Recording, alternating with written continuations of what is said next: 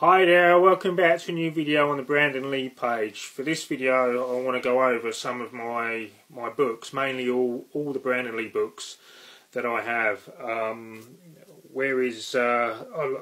There are so many more books on Bruce Lee, whereas Brandon Lee is actually quite limited. And if there are books on Brandon Lee, it mainly focuses around his final movie, The Crow. So starting off with this book, which is actually really special to me, which is this one.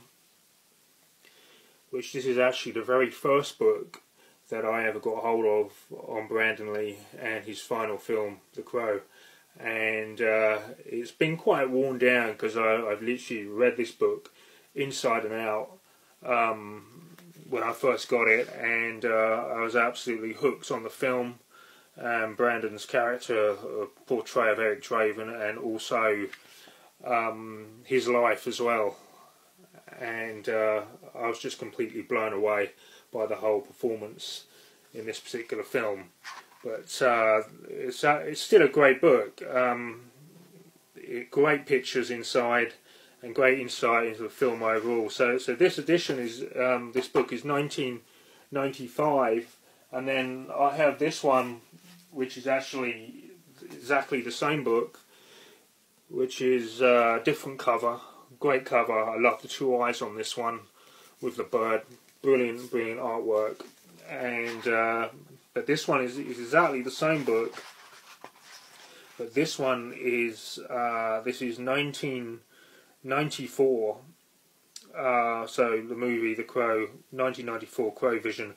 So this, I believe, would be the very first edition, and then this would have been the second one that came out in 95. So this was released the same year as when the movie came out, that was released around May 1994.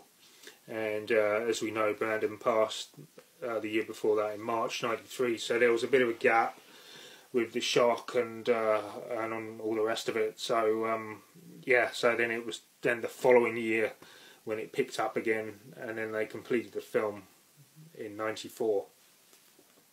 And then this would have been the second book I got hold of, which is more of a it's like a poster book, so really great pictures inside of Brandon. So this is 1997, so this is a few years later, but you have all the great shots inside of Brandon Lee, and you have on this side, which goes through his life from when he was a child, growing up in Hong Kong, during the time of his father, Bruce Lee, being successful and famous, and then after Bruce's passing, and then coming back to live in the States with his mother and his sister, and growing up, and then it explains then his career through his films. And then The Crow, and then sadly that fatal day in March 31st on his passing. So it's a great book and a great tribute to Brandon Lee. So yeah, really great pictures there. Another great shot there, Brandon Lee. So yeah, so this would have been the second book that I got hold of. And then there was this one that I got hold of, which was The Crow, City of Angels, which is it's meant to be like a follow-up from The Crow, which is lead star was Vincent Perez, who plays Ash in The Crow, which him and his young son get brutally murdered. And then it's very similar again to the first film. I don't dislike this film. I think it's a good film, but it doesn't touch anything as close to the first film. So the first film is always still in the league, but this is an okay film. So it's a nice little extra tribute to have this connected to the first movie. And then the very first book, proper book, more on a biography on his life, was this one by Widget Pass. I think that's how you pronounce her name there, Widget Pass. So this was like the first official biography film that I got hold of, book, sorry, that I got hold of. Then you have this one, which is the hardback one, which is the first edition. It's 2000, and this is 2004. But it's a really great insight into Brandon Lee's life and his career, and it goes into a lot of detail about what happened to him on the set of The Crow. That it goes into different stages of what led up to the tragic accident that sadly took his life. But it does explain an awful lot, and I think it's a really great book, as it's the first book on that particular subject. So yeah, so it's a good book to get hold of. And then we have these two books. They're slightly smaller books, thinner books. They're again great sort of mini biographies on Brandon Lee's life, and great pictures in them, great photos. So it's another nice addition to the Brandon Lee bookcase. I really love this one with his face here, which is actually the same photograph of this one, which is taken from Rapid Fire, and then from The Crow on this side, and put his face together here. Really great shot. Absolutely love that. And then we've got Bruce Lee at the bottom there. So they're also great books to try and get hold of. They're also now more sought after, more collectible, so they wouldn't really necessarily be in print now. It's the case of hunting them down and finding them. And then you've got this book, another great book, which is from Italy, which is the author Lorenzo Di Luca, which is the author of this book, and he also met Brandon Lee. So another great book to the Bruce and Brandon Lee edition bookshelf. And then finally I have this magazine, which is really interesting. Now this is 1993. I did get a bit confused because it only shows 4 of his films: Legacy of Rage, Laser Mission, Showdown of Tokyo and Rapid Fire, and I thought, well, where's The Crow? And then of course at the back here, this is dated 1993. So this came out as a tribute to Brandon Lee just after his passing, and the only picture in this from The Crow is this image here of Brandon Lee. That's just, you can just see his eyes and his forehead. So it just says here, principal photography commenced February the 1st, US distribution, Paramount Pictures. So it was still going through the process of production for The Crow, and then of course it wasn't released till the following year. It just says here at the bottom here, with all extra publicity, Brandon is going to gain more and more appreciators of his work, and how sad we are that we can't expect any more. So yeah, so that's really sad. And then there's a huge interview section in here on Brandon Lee, which I'm just going to read apart, which is also, I find, partly amusing as well. When I first read it, I wasn't expecting it. I did actually laugh out loud when I first read it.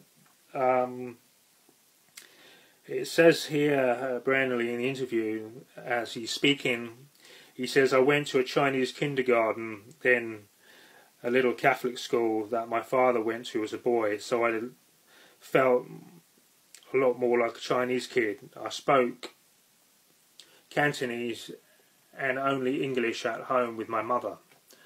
I had friends who were white English kids but not Americans, and after we came to America it was a whole big culture shock." Brandon was to stay at the La Sala for the entire 2 years up until his father's death in 1973.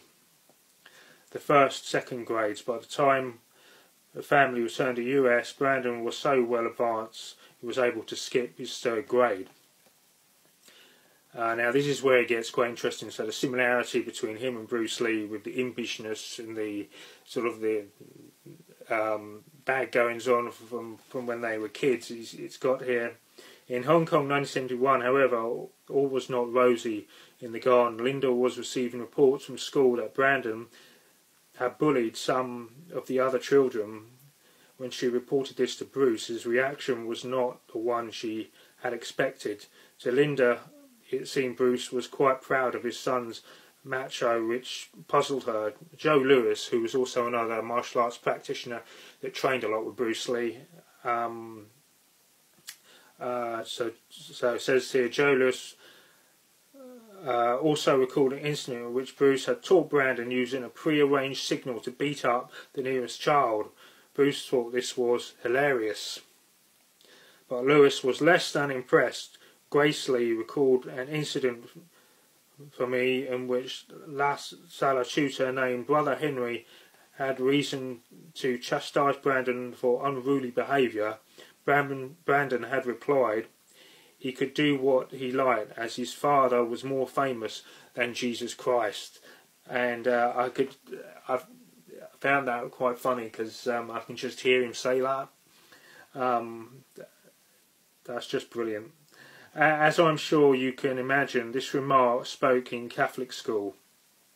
A strong letter of protest to Linda, who, on presenting it to Bruce, was bemused when he thought the incident very amusing. He nevertheless took Linda's fears seriously and had to take Brandon to one side and talk to him about it, and not to be so bad in school. But it came through to Bruce into Brandon, because I believe Bruce was a little, maybe a little daredevil at school himself. It also says here, which I thought is quite sweet, it was around this time that Brandon wrote a letter outlining his affection for his father, Hong Kong, 1972. Bruce Lee is a man who only concentrates to make his script better and only wants to make his movie better, regardless of how much money it may cost. Furthermore, he cares for his family and would drive himself day and night just to make his scripts better. He is always trying to make his films more lifelike and more dramatic. His movies are superb, and my option of him is he is my hero. His films are so thrilling, and he is my idol. In America, he would teach Jeet Kune Do, which is Bruce's personal martial arts, and his students respected him. He is unable to walk down the streets without everyone asking for his autograph. He can be gentle, even though he can be fierce, and he is quite happy with what he has achieved. Brandon and Bruce Lee. So I thought that was really nice, the little letter about his own father, Bruce Lee. So this is a really nice magazine, and really important as part of the history of the Brandon Lee legacy, and also all the great books that I've got on Brandon Lee. It's great to know what came out after his passing. So there it is for this video, and I hope you enjoyed it on the Brandon Lee books, and happy collecting. Thanks, bye.